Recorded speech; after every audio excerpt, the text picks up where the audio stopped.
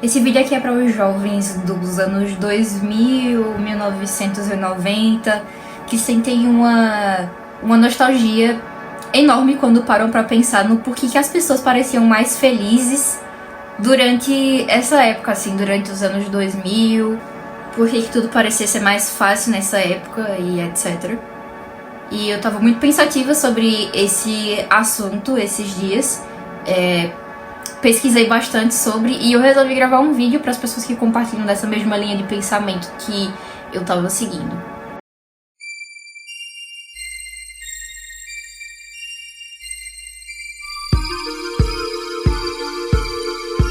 Oi amigos, meu nome é Bia, eu tenho 21 anos, eu vou fazer 22 daqui 7 dias. Eu não sou exatamente o que você pode esperar de um jovem dos anos 2000, até porque eu nasci em 2003. Mas parte da minha infância eu vivi durante essa época e eu tava sempre muito rodeada de pessoas que nasceram nos anos 90, então muito dessa estética adolescente legalzão e etc.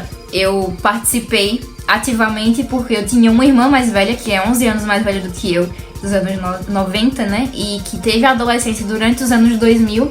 E eu tenho uma prima também que é praticamente uma irmã pra mim, que a gente conviveu durante muito tempo juntas, e ela também é dos anos 90, ela é do final dos anos 90, e boa parte da adolescência dela também foi durante os anos 2000, então eu tava sempre muito inserida nesse meio.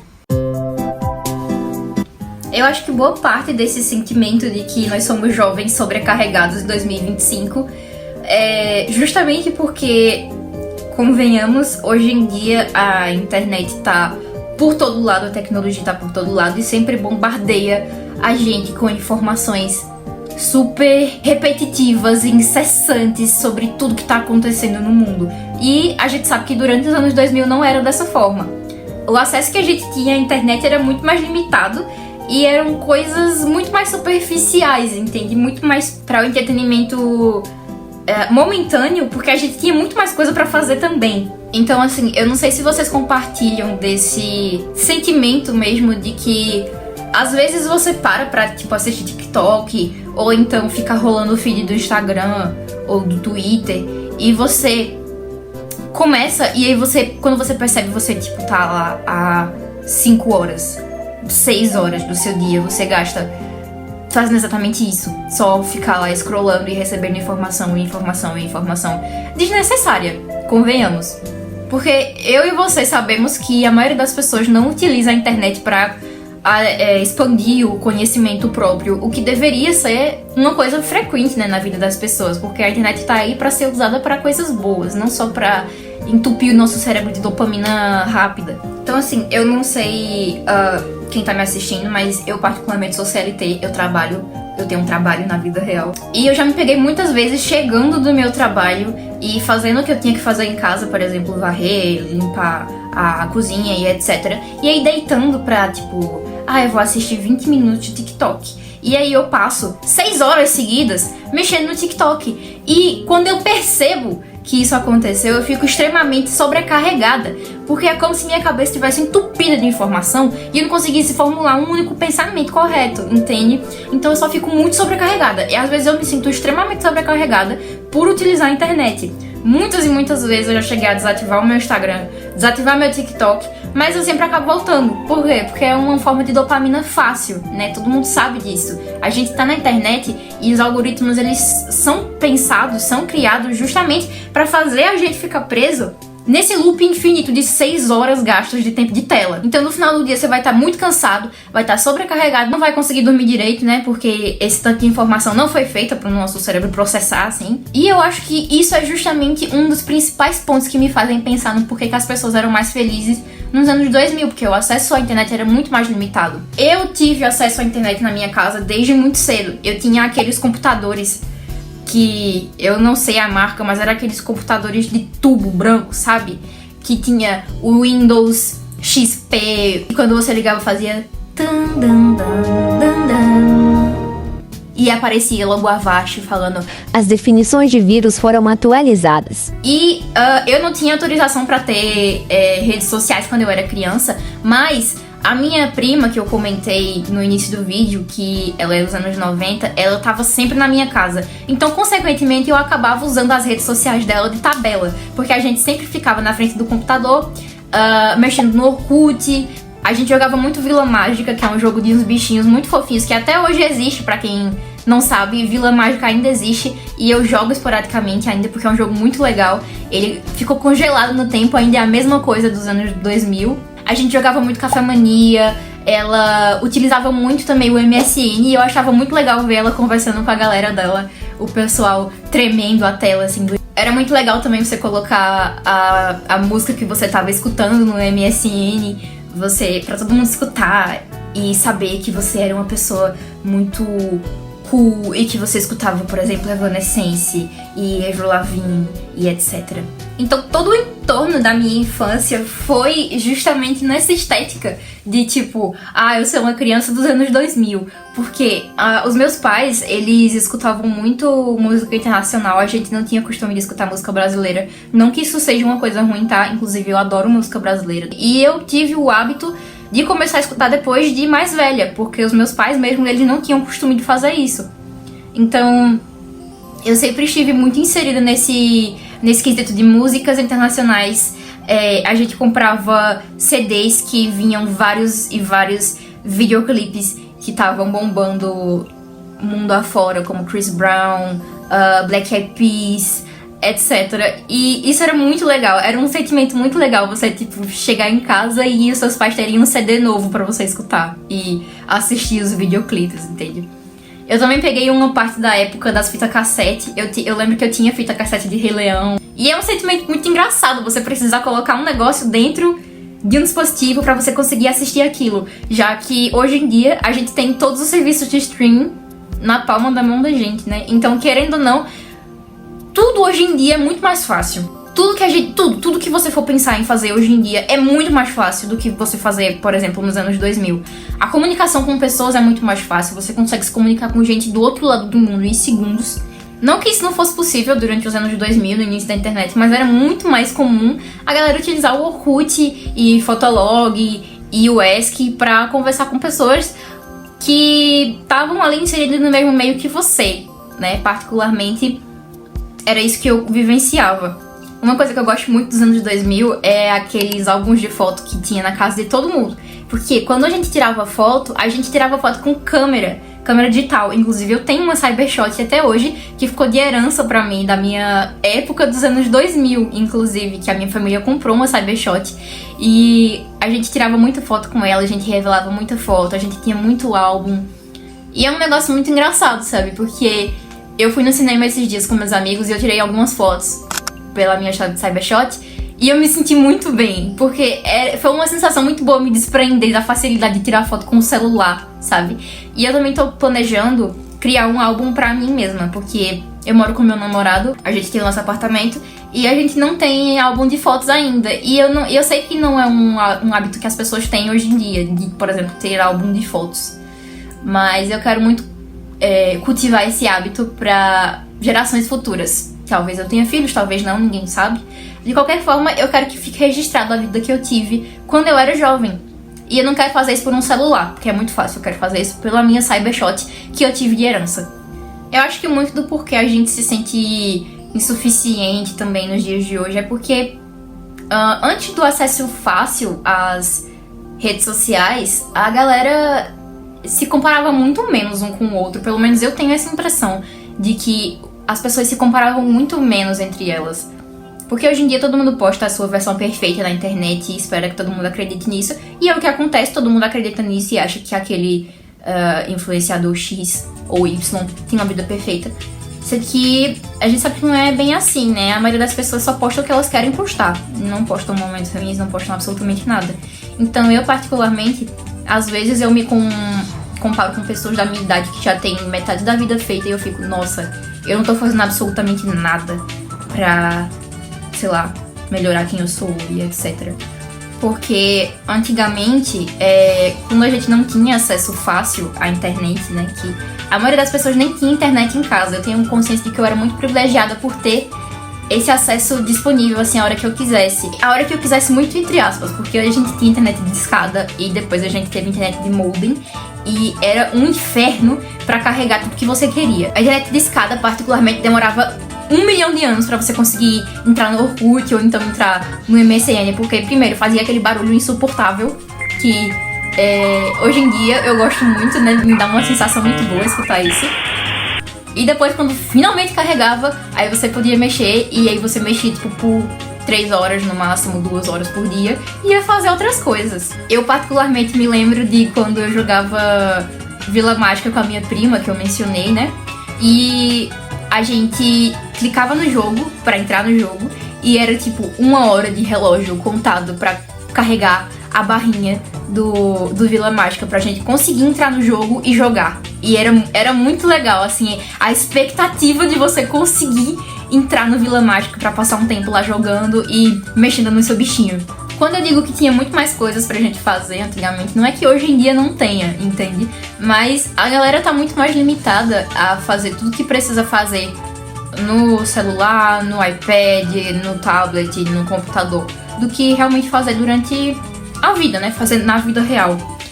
Eu lembro que eu gostava muito de ir em locadora, que é uma coisa que hoje em dia a gente não tem mais. Eu juro que eu nunca mais vi uma locadora na minha vida, até porque não tem necessidade de existir locadora, justamente pelo meio que a gente está inserido, né? A gente tem fácil acesso ao serviço de streamings, que tem todos os filmes que você imaginar. E se você não tem serviço de streaming, é muito fácil você conseguir os filmes por outros meios, né? Que eu não vou mencionar porque... De qualquer forma, era muito, muito, muito bom você entrar numa locadora e ter aquele cheiro de plástico, assim, dos filmes, sabe? E você chegar no balcão e você perguntar, tem tal filme? E aí ficar naquela expectativa do atendente falar se tinha, ou se estava alugado, ou se ia chegar ainda. Ou então de você passar só minutos e minutos procurando um filme novo pra assistir, que seria o seu achado da semana. Se você conseguisse achar um filme legal, você podia compartilhar com seus amigos na escola, falar, olha, eu achei um filme muito bom na locadora, o nome é tal. Eu particularmente adorava essa aventura de ir com meu pai, assim, sair de carro com meu pai e ir até a locadora pra escolher os filmes que a gente ia assistir durante o final de semana. E era... sei lá, velho, é um negócio que eu tenho certeza que nunca mais vai voltar. E eu lembro com muito carinho quando eu paro pra pensar nisso. Até os desenhos também que as crianças assistem hoje em dia são muito mais bombardeados de informação, mudam a cada 3 segundos e tem sempre um negócio piscando colorido e tem muita informação acontecendo e é super estimulante. E eu acho que é por isso que boa parte das crianças estão muito ansiosas hoje em dia, e se você tira o iPad delas, elas entram em pânico e começam a espernear e chorar como se tivesse tirado o braço delas, entende? Eu acho que os desenhos de uns anos atrás eram muito mais atrativos, psicologicamente falando, pra uma criança que tá em desenvolvimento, que tá entendendo que é um ser humano, que tá entendendo que é um indivíduo ainda, do que os desenhos de acesso fácil que a gente tem hoje em dia no YouTube, no Shorts e etc. Eu particularmente gostava muito de assistir Little Robots, gostava muito de ver Chão Carneiro, gostava muito de ver o Wallace e Gromit. Eu assistia muito Ságua, eu via muito Pinky Dinky Doo, Charlie Lola, Doug Funny. Eu assistia muito também Amigos da Miss Spider, ou seja, todos os desenhos da TV Cultura, basicamente, eu tava lá sempre maratonando, e não era uma coisa que me deixava cansada, não era uma coisa que me deixava super estimulada.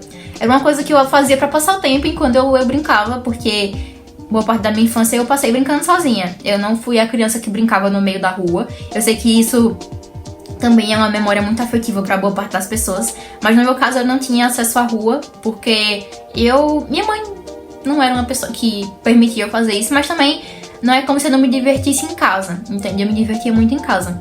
E eu lembro também que eu tinha na minha casa uma coleção inteira de DVDs só pra mim. E eu me sinto muito privilegiada por isso, porque eu tenho noção de que algumas crianças não tiveram acesso a isso quando eram mais novas e etc. Mas meus pais, eles sempre traziam muitos DVDs pra mim. E eu lembro que no rack da minha sala tinha no mínimo 100 DVDs diferentes que minha mãe comprava pra mim. E eu tinha aquela opção da minha mini locadora infinita pra eu assistir e reassistir todos os desenhos que eu quisesse. Minha irmã, inclusive, sempre conta a história de que eu era obcecada por Pingo, e eu sempre assistia o mesmo DVD de Pingo em looping, e toda vez que terminava eu pedia de novo, de novo.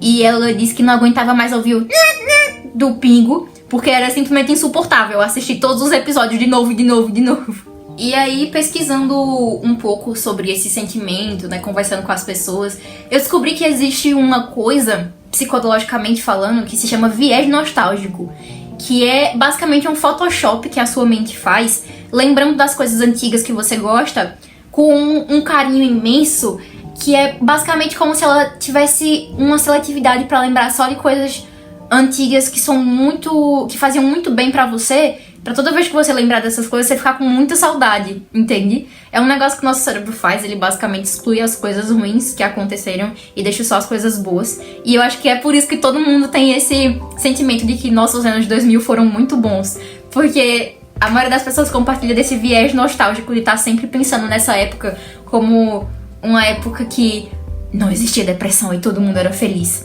Simplesmente não tinha ninguém triste. Então, basicamente, a gente resume o nosso dia a trabalhar, se você precisa trabalhar, e utilizar a rede social, o que deixa a gente extremamente esgotado no final do dia. Então, eu tô tentando trabalhar o meu viés nostálgico da atualidade, basicamente. Eu tô tentando criar coisas que me façam lembrar da minha juventude agora, né, de quando eu sou uma jovem adulta, com o mesmo carinho que eu tenho pelas minhas lembranças dos anos 2000, basicamente. Porque os últimos 5 anos da minha vida, eu não lembro de quase nada, porque não tiveram coisas significativas, afetivamente falando, assim, entende? Eu não lembro de quase nada, porque minha cabeça, ela só descarta a maioria das informações. Mas enfim, eu tô tentando meio que fazer um gaslighting no meu cérebro pra meio que tentar fazer esse viés nostálgico funcionar pra atualidade, pra daqui a alguns anos eu lembrar de 2025 e pensar, nossa, foi um ano legal porque eu fiz tal coisa, entende? Então eu tô tentando voltar com hábitos antigos que eu tinha, tentar encaixar na minha rotina. Existe um negócio muito legal que eu não sei se vocês conhecem, que se chama menu de dopamina, que é um negócio que ficou famoso no final do ano passado pra esse ano, que é basicamente um negócio que é literalmente um cardápio que você faz com coisas que vão liberar dopamina pro seu cérebro, que não sejam utilizar o celular e redes sociais no geral, pra você poder deixar o seu dia mais confortável e aconchegante nesse sentido. Então eu tô tentando recobrar hábitos que eu tinha que eu não faço mais. Eu desenhava bastante uns anos atrás, eu não desenho mais. Tô tentando recobrar esse hábito. Tô tentando assistir mais filmes, que era uma coisa que eu gostava muito de fazer. E hoje em dia eu não faço mais, porque eu não tenho paciência. É literalmente isso, eu sou tão acostumada com conteúdo rápido que se eu paro pra assistir um filme de 2 horas eu fico impaciente. Então eu tô tentando quebrar esse hábito. Tô tentando, sei lá, ler mais livros, que era uma coisa que eu também tinha muito hábito e eu parei de fazer simplesmente. Então eu tô tentando realmente reprogramar o meu cérebro pra como se eu estivesse nos anos 2000, sem esse amontoado de informações rápidas e incessantes que a gente tem hoje em dia. Tô também tentando criar um hábito de fazer um álbum de fotos utilizando a minha Cybershot, que é a minha câmera digital, né, que é realmente dos anos 2000. Tô tentando passar mais tempo com os meus gatos, tô tentando passar mais tempo estudando, que isso é uma coisa que eu aprendi, é que o conhecimento que você adquire durante a sua vida, ninguém vai tirar de você. Então, sempre priorize estar investindo na sua mente, no seu intelecto e etc, porque isso é uma coisa que ninguém vai tirar de você.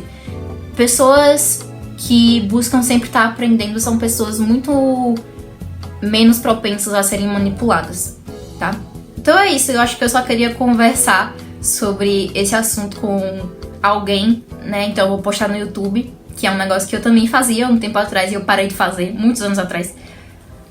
Mas é isso, eu espero que quem quer que seja atingido por esse vídeo tenha gostado de ouvir a minha perspectiva sobre essa linha de raciocínio. E se você gostou do meu jeito, eu te convido a me seguir aqui no YouTube, porque eu pretendo ficar postando mais vídeos também sobre assuntos que eu venho pensando ultimamente e quero compartilhar com outras pessoas. E é isso. Muito obrigada por ter assistido até aqui. Espero que meu monólogo não tenha sido muito chato, que tenha sido envolvente para as pessoas que estavam ouvindo. E é isso. Desculpa também se eu não olhei muito tempo pra câmera em si, porque eu tenho um pouco de dificuldade de manter o foco visual em alguma coisa específica. Até o próximo vídeo.